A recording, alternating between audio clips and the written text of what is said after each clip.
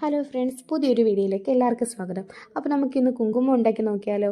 വീട്ടിലെ വെറും 3 ഇൻഗ്രീഡിയൻസ് വെച്ചിട്ട് നമുക്ക് കുങ്കുമം ഉണ്ടാക്കാം. എല്ലാവർക്കും അറിയാമായിരിക്കും, എങ്കിലും ഞാൻ ഇന്നതൊന്ന് പരീക്ഷിക്കാമെന്ന് വെച്ചു കേട്ടോ. അപ്പോൾ ആദ്യം വേണ്ടത് മഞ്ഞൾപ്പൊടി, പിന്നെ നാരങ്ങ, പിന്നെ ബേക്കിംഗ് സോഡ. ഇത് 3 വേണ്ടത്.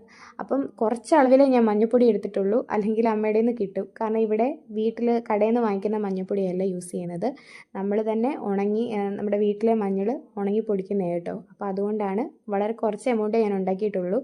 ഉണ്ടാക്കിയിട്ട് സക്സസ് ആവുകയാണെങ്കിൽ നമുക്ക് കൂടുതൽ എമൗണ്ട് ഉണ്ടാക്കാമല്ലോ.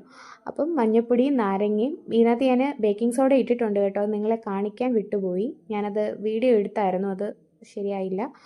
അപ്പം അത് 3 ഇങ്ങനെ ആഡ് ചെയ്ത്, ഞാൻ ഈ വീഡിയോ കാണിക്കുന്ന പോലെ ആഡ് ചെയ്ത് വെയിലത്ത് വെക്കണം. നല്ല വെയിൽ വേണം കേട്ടോ.